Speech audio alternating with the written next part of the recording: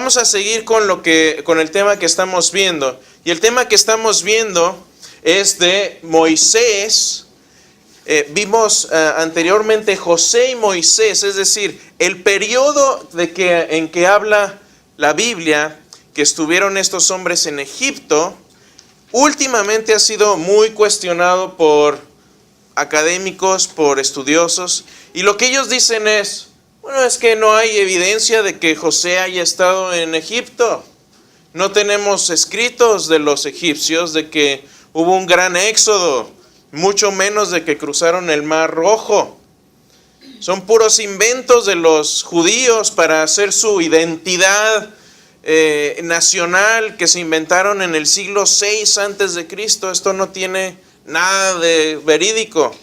Bueno, ¿quién ha ido a las momias de Guanajuato en México? ¿No? Bueno, se parecen, pero esta no es momia de Guanajuato. Esta es la momia de Ramsés II en el Museo de Egipto en el Cairo, perdón. Esta es su momia. Y la pregunta que tenemos delante de nosotros es, ¿fue este el faraón de Egipto o no? ¿Fue el faraón que estuvo reinando en Egipto cuando salió Moisés y le dijo, deja a mi gente ir, deja a mi pueblo salir, o no? ¿Fue el hijo de él, el primogénito que murió en la última plaga o no, en la 10ª plaga? Hay evidencia de eso porque tenemos registros egipcios. Y si los registros egipcios no concuerdan con los registros bíblicos, tenemos ahí un problema. ¿Sí o no? Bueno, los dejo con eso. Nos vemos el próximo domingo. Cuídense. Oh, no los voy a dejar así. Ahora, muchas veces cuando hablamos de este tema, decíamos la vez pasada, vamos a usar estudiosos. Yo les voy a decir lo que les dije la vez pasada. Yo no soy egiptólogo. Yo soy ingeniero en sistemas y tengo estudios de apologética en seminario. Pero no soy egiptólogo. No soy experto en esto, pero si ustedes tienen su lección en mano, van a ver que al fin de cada página hay notas con referencias a todo lo que estamos viendo en esta clase. Si ustedes quieren estudiar este tema más a fondo, ahí están todas las referencias. ¿Y quién estamos citando? ¿A quiénes estamos poniendo como nuestros testigos expertos? Bueno, son 2 egiptólogos. James Hofmeyr, aquí a la derecha suya, viene a nuestra iglesia. Es uno de los más grandes egiptólogos que hay en nuestro tiempo. Ha estado en las excavaciones en estos lugares, en Egipto y en Israel. Y Ken Kitchen todavía vive, fue el que prácticamente hizo la cronología de Egipto. Si alguien es alguien en egiptología, son estos 2 hombres. Y los tenemos de nuestro lado porque los 2 son creyentes. Entonces, vamos a ver qué es lo que estos hombres dicen cuando ellos ven y abren la escritura y dicen, bueno, ¿esto tiene sentido o no tiene sentido? ¿Sí? ¿Vamos? Ahora, les voy a dar un ejemplo de cómo no hacer egiptología. De quienes no tomar ejemplos, porque hay unos por ahí que son muy entretenidos, que leen, que venden muchos libros porque son sensacionalistas. Si ustedes ven y van al History Channel, van a encontrar, bueno, nosotros somos los que vamos a presentarles los eruditos y son todos los escépticos que ponen ahí. Un escéptico es el que no cree. Ahora, no tomen su egiptología de gente como esta, ¿ok? Ahí les va. ¿Están listos? A ver si funciona.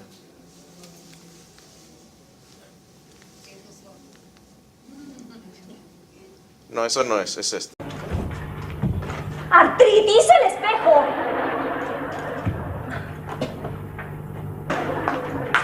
El generalísimo del ejército romano, Julio César.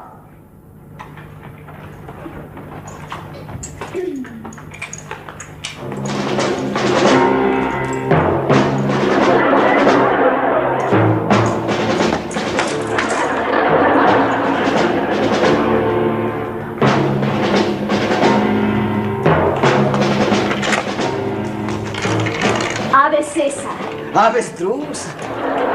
¿Cómo? Ah, perdón.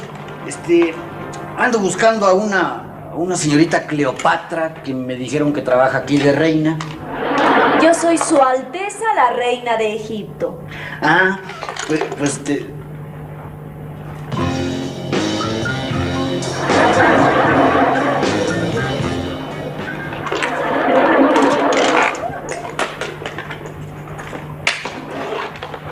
Hola, ¿qué tal? ¿La conoces? No, Entonces, ¿por qué la saludas? es que está muy saludable. Es mi esclava, ¿que tú no tienes esclavas? Nomás esta que le compré al Chácharas. ¿Quién conoce al Chácharas? ¿Nadie? Bueno, no agarren su egiptología de la tele. No es buen lugar, al menos que sean una buena fuente que conozcan. Y tampoco del Google, del Internet, porque ahí cualquier cosa... Miren, cuando buscamos en Google, ¿qué hacemos? Ponemos las 3 palabritas y vemos las primeras 3 o 4. Y ahí vemos a ver cuál nos gusta. Y muchas veces ninguna de esas opciones es buena, porque no conocemos las fuentes detrás. Bueno, lo que vamos a ver hoy son fuentes fieles, son fuentes interesantes, son fuentes en las que podemos confiar. Entonces decíamos, bueno, ¿quién fue Ramsés II? Hay evidencia de que hubo estas plagas, de que hubo un éxodo de miles de personas. Bueno, voy a introducir esta clase con un viaje que hicimos mi esposa y yo hace unos años. Fuimos a este museo del Louvre y a falta de haber ido al Museo del Cairo, que es el museo donde tienen más cantidad de objetos arqueológicos de Egipto, el Museo del Louvre es el segundo en el mundo que tiene la mayor cantidad de artefactos arqueológicos egipcios. ¿Por qué? Porque Napoleón estuvo en el norte de Egipto y cuando estuvo allá se llevó muchas cosas de Egipto. Y en este lugar tienen una sala impresionante. De hecho, ahí está Katia con unos amigos nuestros, y a la izquierda. Y en esta sala trajeron incluso columnas y trajeron estatuas. Ahí estás en la foto hace unos ayeres, te ves igualita. Y en este lugar tienen varias estatuas, y una de estas estatuas es la estatua de Ramsés II. Si queremos ver cómo se veía, aquí lo pusieron medio cachetoncito. Yo creo que tenía como unos 23, 20, en sus 20, yo me imagino que lo pusieron, porque ya en las fotos que tenemos de después ya está más acabado. Este hombre vivió muchísimo tiempo y fue regente en Egipto durante 60 años. Muchísimo tiempo, creo que vivió hasta los 90 y tantos. Ahora tenemos también una estatua. Esta estatua no está en el Louvre, está en el Cairo, en el Museo del Cairo, pero está Ramsés II representado como bebé. Y esto es muy significativo porque la estatua representa su nombre. Ra, por ejemplo, es el sol. Ra, sol, es parte del nombre de Ramsés.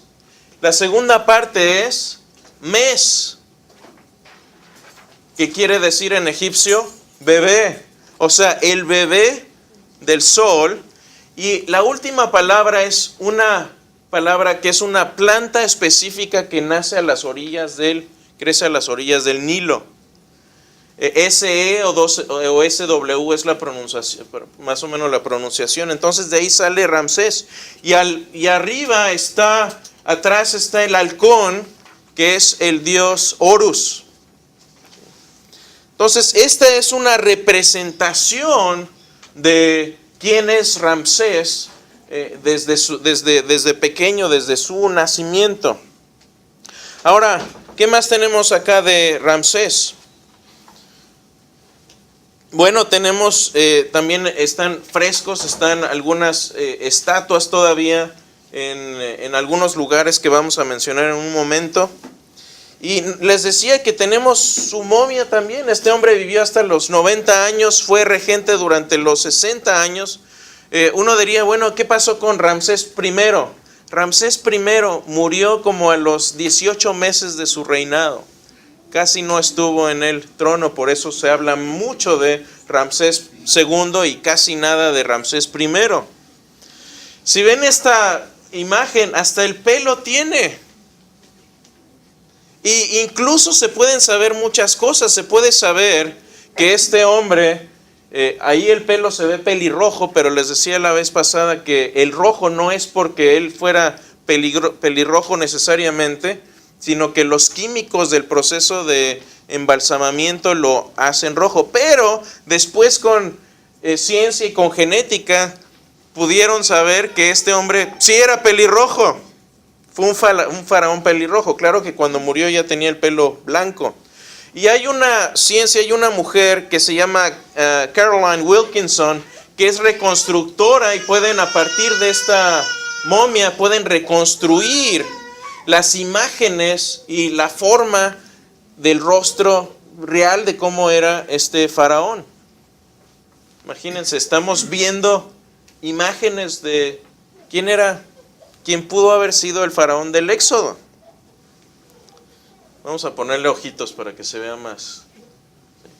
Pero esto, hay un libro de Ken Kitchen, del que mencionábamos anteriormente, y este libro es difícil de leer. Si uno, por ejemplo, no tiene estudios profundos de egiptología, a lo mejor puede leer esto y va a decir, uy, ¿qué onda con esto? Hay como que leer algunas partes 2 o 3 veces, ¿sí? Entonces, una vez que leí este libro, termina la conclusión de Kitchen de que la Biblia y la arqueología son consistentes. Tenemos una consistencia muy, muy estrecha entre lo que es la historia bíblica y la arqueología. Vamos un poquito a recordar nuestra línea de tiempo. Ramsés II y el Éxodo. ¿Cuándo fue que pasó esto? Bueno, tenemos el Éxodo, concluimos la vez pasada y en las 2 clases anteriores, que sucedió por ahí de 1260. Bueno, de este 1260, si vamos hacia atrás, en 1650 es cuando vive José en Egipto. O sea, pasa bastante tiempo. ¿Cuánto tiempo más o menos? Como 400 años, que coincide obviamente con lo que dice la Escritura. Ahora, yendo de acá, para darnos una perspectiva, la egiptología y la historia de Egipto es muy, muy antigua. Cuando ya para ese tiempo, cuando José está en Egipto, las pirámides ya estaban construidas y ya eran antiquísimas. Tenían por lo menos 1000 años esas construcciones, ya eran atracciones turísticas para cuando llega José allá. Seguramente fue y las visitó también. Entonces, esto es historia muy, muy antigua. Y decíamos también la vez anterior que esa fue la época en la que coincide el reinado de los Hyksos. ¿Los qué? Los Hyksos. ¿Quiénes eran los Hyksos? Bueno, esto es muy importante para esta cronología porque los Hyksos eran tribus de Canaán que llegaron y dominaron el delta del Nilo en el norte de Egipto durante aproximadamente 100 años. Y estos eran foráneos, no eran egipcios. Ellos se establecieron en el norte en una ciudad que se llama Avaris, y en esta ciudad es donde pusieron su reino y dijeron, esto es nuestro. Y estuvieron reinando durante 100 años. Entonces, cuando leemos la historia de José, tiene sentido que un faraón foráneo, que era del mismo lugar, ¿sí? Porque, ¿qué tenemos? Que eran de la zona que hoy es Siria y Palestina. Obviamente en aquel tiempo no se llamaban así. Y sería alguien de la misma raza que José, del mismo origen, de la misma procedencia que tenía José. ¿Y qué más tenemos? Tenemos que eran lo que los egipcios llamaban semitas occidentales. Si eran semitas, es decir, de la raza de los judíos, pero del oeste. Entonces, cuando leemos esta historia, tiene sentido que un faraón que se haya admirado con José lo haya puesto en un alto rango de oficio. ¿Qué más? Bueno, entonces ellos establecen ahí su reino, están ahí 100 años en la capital, ponen su capital en el norte, en Avaris. Y Hyksos no era como se llamaban ellos en ese tiempo. Hyksos ya es un término más moderno que los egiptólogos les pusieron, que tiene una raíz griega que quiere decir invasor. Entonces estos son reyes invasores, son judíos, o no necesariamente judíos, sino cananeos, tribus cananeas que llegaron a Egipto. Esto es muy, muy importante para esta cronología. Entonces, cuando vemos después pasajes en el parte de esta historia, les digo, 100 años fue el tiempo que estuvieron los hicsos en Egipto dominando como faraones, pero después los echaron para afuera.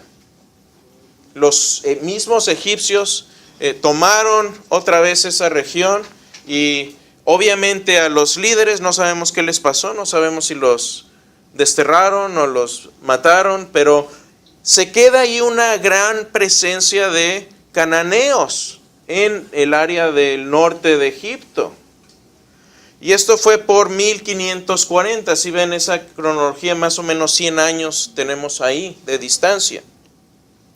Entonces, cuando leemos pasajes en la Biblia que dicen, Éxodo 1:8 dice, entre tanto se levantó sobre Egipto un nuevo rey que no conocía a José.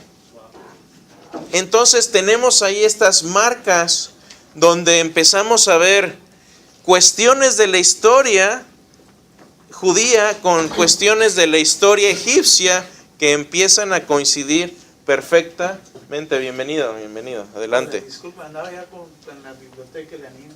No hay problema, bienvenido. Entonces, ¿qué sucede? Que tenemos esta cronología y empiezan a engranar aquí perfectamente estos pasajes, ¿sí? ¿Qué más tenemos? ¿Se acuerdan que viene este pasaje en la Biblia que dice que los egipcios empezaron a tener miedo de los hebreos? ¿Por qué? ¿Se acuerdan de ese pasaje? ¿Y por qué? ¿Por qué razones da ahí el Éxodo? Los ponían bajo presión, Se multiplicaban, ¿y qué más? Y eran muchos, y entonces los faraones dijeron, no vaya a ser que estos se unan con nuestros enemigos y se rebelen contra nosotros. ¿Tiene sentido? Hubo un cambio en la administración del reinado judío y esto tiene sentido de eso que estamos hablando. ¿Qué más? Bueno, en este tiempo, Éxodo 1:11 también, después, cuando ya está reinando Ramsés II, tenemos un pasaje ahí muy interesante que dice que los judíos empezaron a construir como esclavos ciudades. Este es un periodo impresionante, jamás antes visto en la historia egipcia, donde Ramsés II empieza a construir castillos, casi que fortalezas. Obviamente no había castillos en ese tiempo, pero ya ellos fueron los inventores de los ladrillos. Los tabiques cocidos, ellos los inventaron y era lo que usaban para hacer sus construcciones. Dos ciudades que construyeron, la ciudad de Pitón y la ciudad de Ramsés. ¿Existen estas ciudades o fueron un invento judío, como dicen algunos de los egiptólogos escépticos? ¿Tenemos alguna evidencia de que estos lugares son reales o no? Bueno, ¿qué les parece si vemos dos lugares que pueden ser factibles y a ver si checa la historia? ¿No? Ciudades más no pirámides, ¿verdad? Ciudades, eran ciudades. Si no, las pirámides ya estaban. Los ateos siempre vienen con ese argumento de que ustedes no construyeron las pirámides, pero la palabra dice son ciudades. No fueron extraterrestres, no, diles eso. No es cierto. De hecho son tres. Son tres. Bueno, hay más, pero sí son tres las principales. Keops, Kefren y Miserino son las principales que estaban ahí. Ya les decía, José ya seguramente las visitó porque ya existían incluso en el tiempo de José.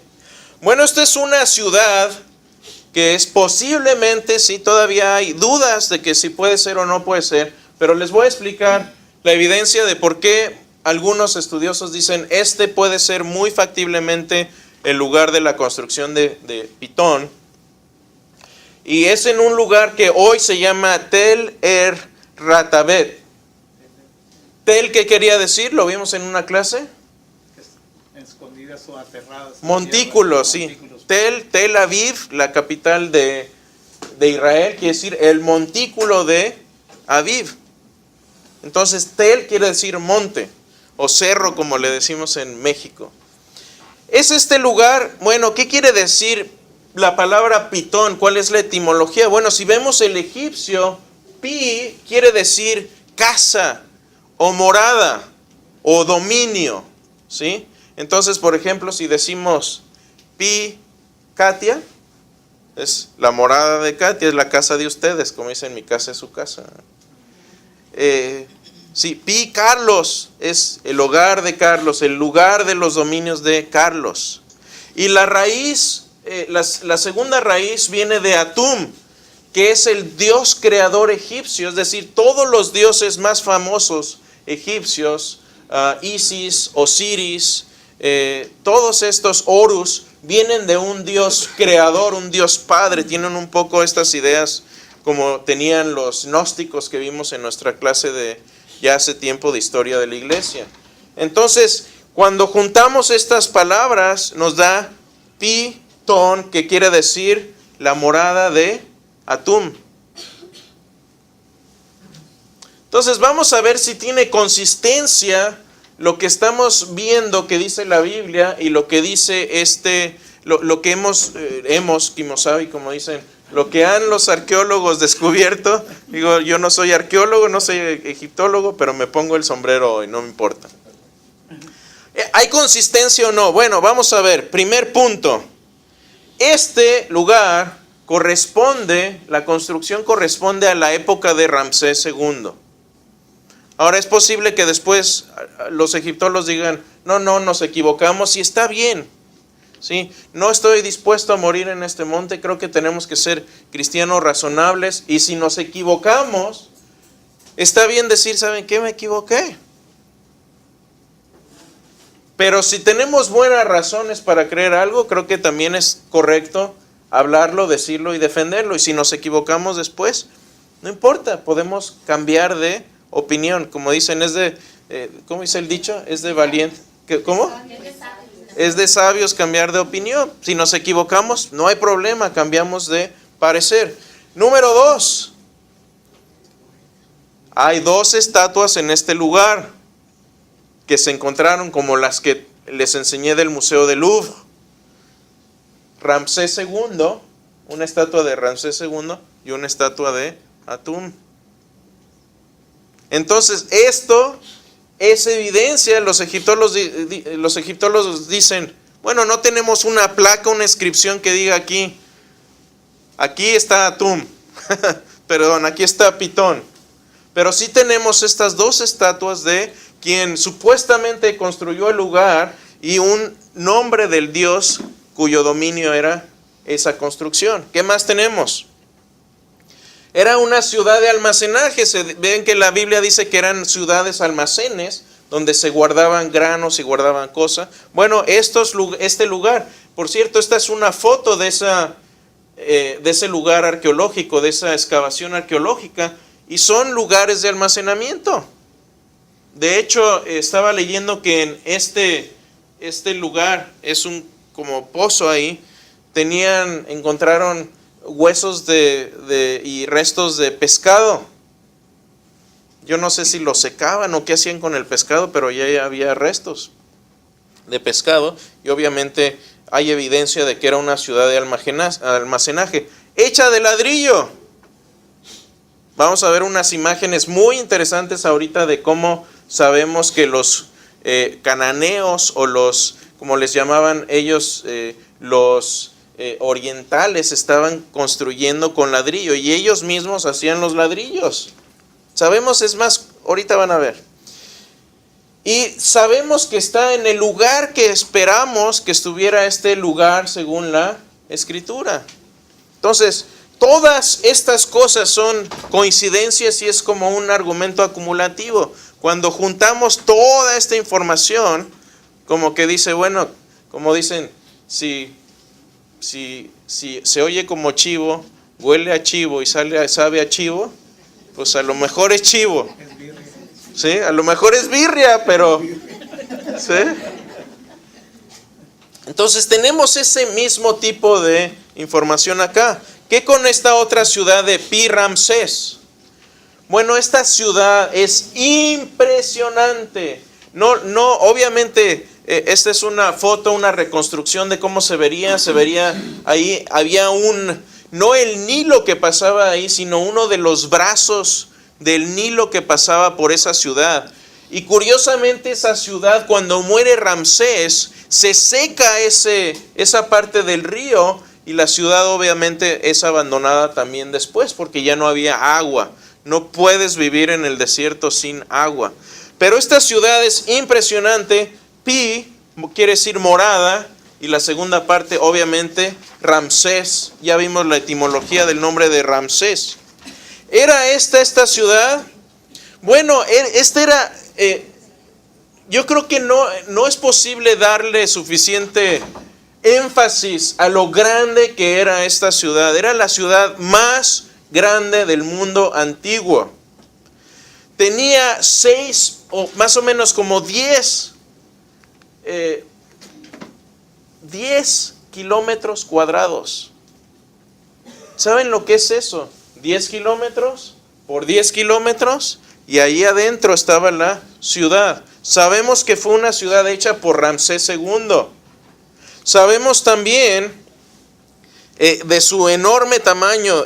Tenía establos, tenía para caballos, tenía cantidad y cantidad de almacenaje para tiempos difíciles, para almacenar grano. Acuérdense que Egipto, incluso los emperadores romanos iban con Egipto y los trataban bien, porque cuando había hambrunas, tenían ellos que ir a arrastrarse con los faraones y decirles, véndanos grano para nuestras tropas, porque no tenemos qué comer, porque ese era el Nilo jamás se secaba, y es más, cuando se inundaba, fertilizaba toda la zona alrededor de Egipto.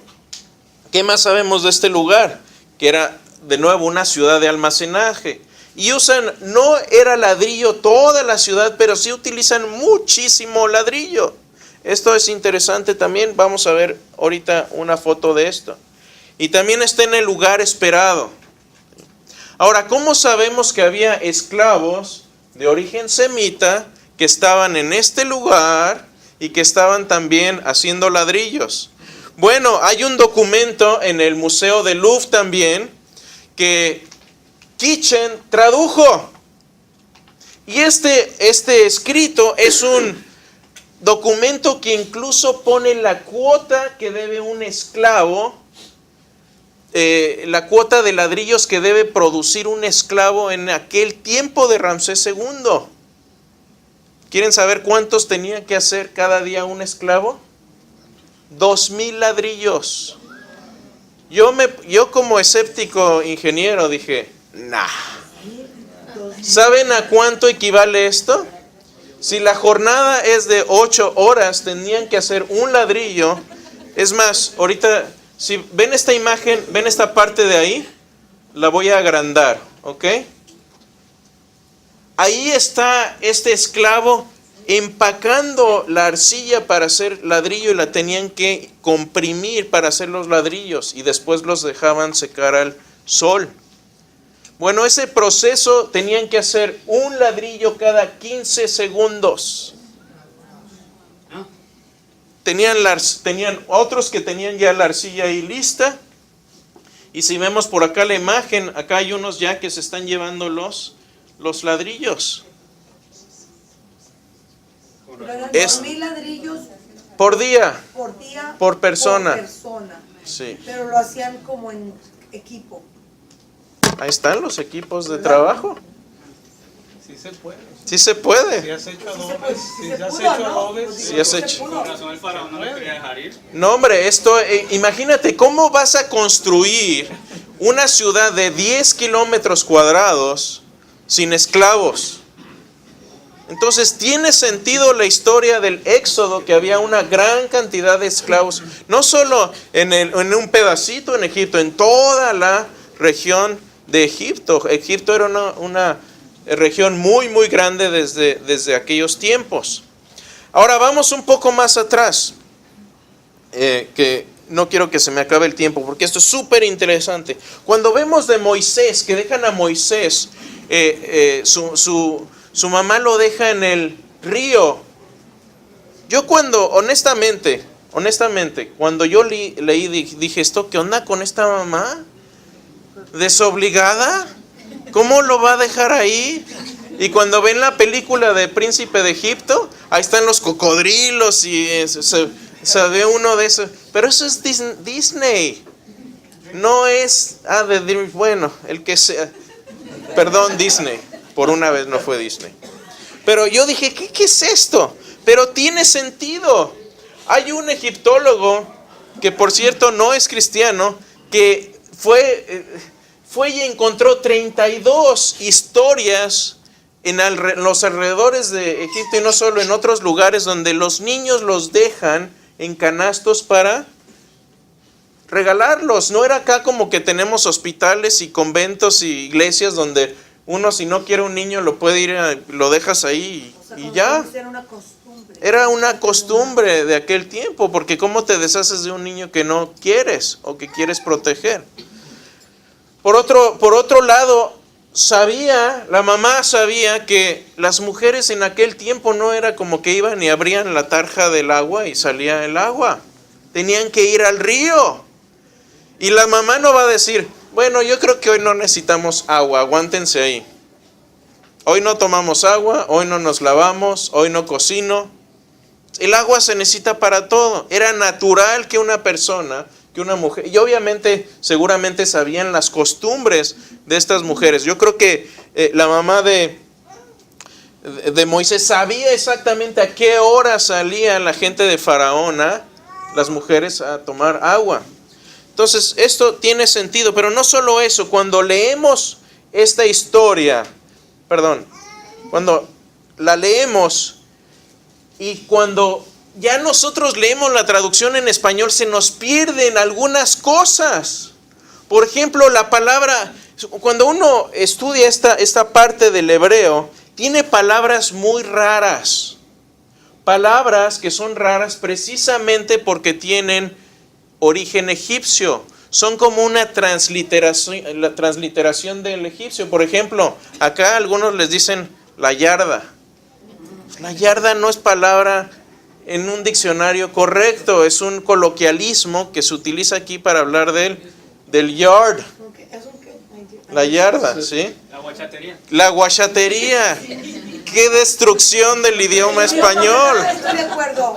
Pero eso es una transliteración. Bueno, lo mismo pasa con algunas de estas palabras. Lo mismo. Por ejemplo, cestilla, dice, pudiendo no más ocultarlo, tomó tiempo y tomó una cestilla. Esta palabra solo aparece 2 veces en la Biblia. ¿Quieren saber cuál es la otra vez en que aparece en la Biblia? ¿Alguien ya sabe? ¿Alguien ya leyó la lección? Cuando se escapa Saulo, ¿no? Arca. Y tiene doble sentido esto, porque la palabra que utiliza Dios para salvar a Moisés y salvar a su pueblo y sacarlo de Israel es la misma palabra que utiliza para usar el arca para salvar a su gente. La misma raíz, pero esto ya en el español se nos pierde. Solamente en 2 lugares. Pero no solo eso, si seguimos leyendo el texto, esta palabra juncos es una palabra que se refiere a la planta de papiro, de donde sacan los papiros, que solamente crece en la zona de Egipto. Es más, la palabra río, si ustedes ven sus traducciones, en algunas traducciones dice río, en otras traducciones dice Nilo. ¿Por qué? Porque esta palabra se refiere específicamente al río Nilo. De hecho, si hubieran puesto la palabra compuesta río Nilo, hubiera sido correcto también. Entonces, cuando vemos estas palabras, están usando palabras que se usaron en el periodo de Egipto que corresponde al Imperio Medio, que fue también la época en la que vivió Ramsés II. Sí, Ricardo. Y corrígeme en esto. Los cananitas, inclusive el pueblo de Israel y en la mayoría de los pueblos existía el matar a los hijos. Todavía no existía la prohibición propiamente de no matarás. Sí. No, todavía se practicaba. Sí, eso de la muerte de los hijos, de que los cananeos sacrificaban a sus hijos. Si quieren leer más de esto, tengo un blog completo del profesor Clay Jones que habla de la matanza de los cananeos, y por ahí también, hablando con un ateo, me dice, ¿y qué pasó con esta matanza de los madianitas? Hay una matanza de madianitas también, hablo de eso. No me voy a meter en eso ahorita, pero lo pueden leer si eso les causa ruido. Pueden ir y o díganme, yo se los puedo mandar. Pero estas palabras concuerdan perfectamente. O sea, esto lo escribió alguien que tenía conocimiento del lenguaje egipcio. Y es muy difícil que esto sea falsificado por gente cientos de años después se lo hubieran inventado. No tendría sentido, no hubieran usado este tipo de palabras, ¿sí? Ven entonces cómo se empiezan estas pequeñas pistas, empiezan a hacer este argumento acumulativo a favor de la confiabilidad del relato del Génesis y del Éxodo, ¿sí? Ven cómo empieza todo a coincidir. Vayamos un poco más. En esta parte, en 1270, dice, Moisés se cría en el cunero del faraón, ¿sí? Ahora, si vemos, algunos escépticos dicen, ¿cómo van a agarrar a un bebé de los judíos y lo van a poner a criarse con el faraón? Eso no tiene sentido. Bueno, si uno busca en diferentes épocas, la única época en que esto sucedió fue en el periodo del Imperio Medio. Coincide, ¿sí? Si buscamos en otra época, obviamente tendrían razón, pero tiene sentido que Moisés se haya criado con la gente de Faraón, pero solo dentro de esa época. Entonces los engranes empiezan a coincidir de una forma maravillosa. Muy rápido vamos para las 10 plagas. Vamos a ver el Éxodo a mayor detalle, esto de las plagas. Pero muchos dicen, estas plagas pueden corresponder a eventos naturales, y lo platicábamos Ricardo y yo hace un tiempo. Sí, se pueden explicar naturalmente. Les voy a dar una explicación ingenieril que mi mente ingenieril podría sacarse de esto. Tienes una marea roja. La marea roja sale por unos pequeños organismos que se llaman diatomeas. Ya sé que es una palabra demasiado dominguera para estas horas, pero es el nombre biológico de estas criaturas. Crean una marea roja, empieza a morirse todo alrededor. Como son rojizas estos animalitos, se entinta toda el agua, y si se muere, y si empieza a haber este tipo de enfermedad en el agua, ¿qué van a pasar? Todas las ranas para afuera. Esto no pasó en el Nilo, pero sí pasó en China. Es una plaga de ranas. Después de la plaga de ranas, ¿qué tienes? Bueno, si las ranas se mueren, ¿qué es lo que sucede? Empiezan a pulular los insectos, y tienes después las otras plagas de insectos. Tienes la de los piojos o liendres, y tienes también la de las moscas. Si tienes la de las moscas, después ¿qué vas a tener? Vas a tener una pestilencia terrible. Esta es una vaca que murió de antrax, y vas a tener úlceras también, porque muchas de estas moscas o tábanos muerden, y luego muerden, y no solo eso, luego dejan sus huevecillos también en las heridas. Vean programas, hay un programa ahí que se llama Monstruos dentro de mí, ¿sí? Bueno, véanlo. No les cuento más para no arruinarles el desayuno. Granizo, después salió granizo. Esto de la oscuridad se puede explicar también. Les voy a enseñar una foto del noroeste de Texas. Pero las langostas también son algo que es algo periódico y que también se ve todo el tiempo. Ahora, si uno va, por ejemplo, van al noroeste de Texas, por ahí por Lubbock, esta es una tormenta que hubo en el año 2003, que duró 3 días, una tormenta de arena. Y todo se oscurece. Y eso mismo sucede en Egipto. Si pasa en Texas, puede pasar en Egipto. Tienen mayor desierto allá. Ahora, todo esto, les digo, se puede explicar como coincidencia, y eso es lo que hacen algunos escépticos. Dicen, bueno, unos dicen, estas son exageraciones de los judíos, eran algo natural que sucedía y se acabó. No hay más que explicar. Eso es lo que verían si abren algún canal, en algún programa en el History Channel. Esto es lo que les dirían. Otros piensan que fue una coincidencia interesante. Se les juntó ahí todo, dice como que hay veces que uno no debería levantarse de la cama. Como dicen, Como te si levantaste. No te llueve, te llovizna. Te levantaste con el pie izquierdo ese día y mejor te hubieras quedado en la cama. Espero que no sea ese su día hoy, pero pasa. Pero sucede que cuando vemos la última plaga, yo creo que ahí es donde Dios muestra invariablemente su mano poderosa. Esta imagen es una imagen de Ramsés II con su hijo. Es un jeroglífico egipcio. Y su hijo se llamaba, tenemos su nombre, hay inscripciones, Amon-Hir-Kopshef. ¿Saben qué quiere decir esto?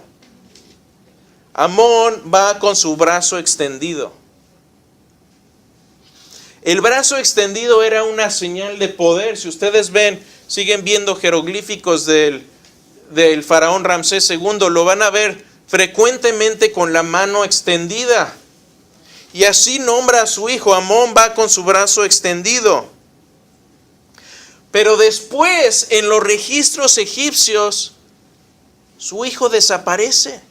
Ya no sabemos nada, excepto que murió como a los 20, en sus años 20. Y curiosamente los egipcios, por lo menos no hemos encontrado que hayan escrito de qué murió su hijo, pero el hijo lo tuvo. Si el hijo no existiera, esto sería todavía más argumento para los escépticos de decir, uy, esta es una historia inventada. Tenemos los registros egipcios de que tenemos los nombres de hecho muchísimos de sus hijos, incluso sabemos quién era el más grande, era él. Así que la pregunta es, ¿será este realmente el faraón? No lo sabemos a ciencia cierta, no hay algo que podamos decir con toda seguridad es. Pero como dicen en mi tierra, cuando el río suena es porque agua lleva. Entonces, pues, es posible que él sea, yo creo que toda la evidencia apunta a que lo más probable es que sí. Vamos a ver un poco más de esto, pero llevemos estos puntos para casa. Dice la Escritura lo siguiente: yo soy el Señor y lo redimiré con mi brazo extendido. El doble sentido de esta frase sería algo súper entendible para un egipcio. El hijo se llamaba Amón con el brazo extendido.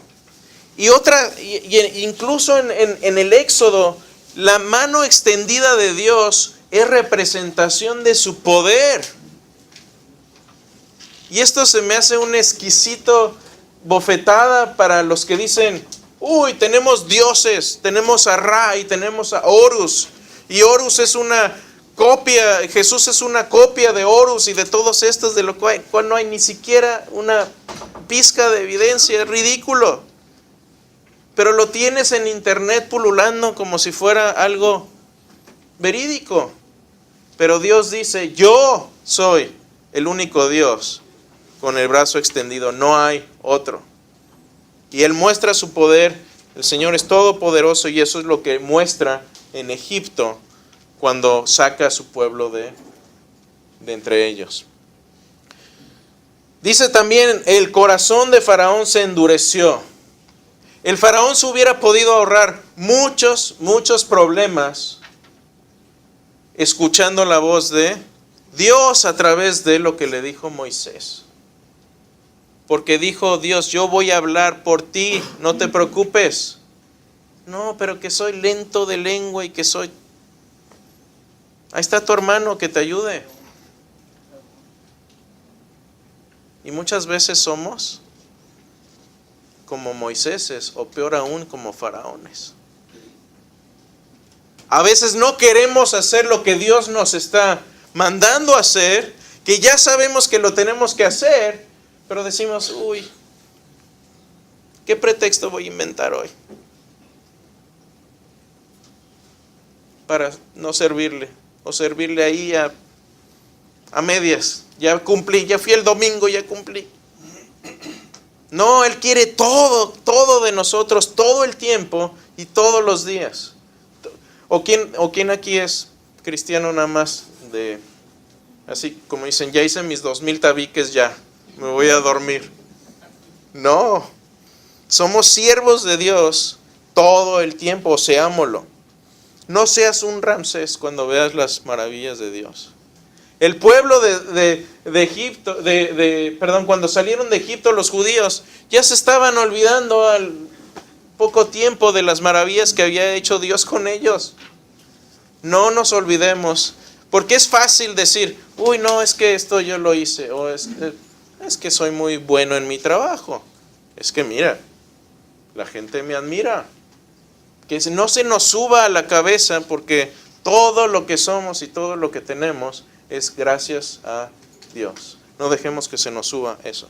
Y finalmente, dice 2 Corintios 11:14, incluso Satanás se disfraza como antes de ángel de luz.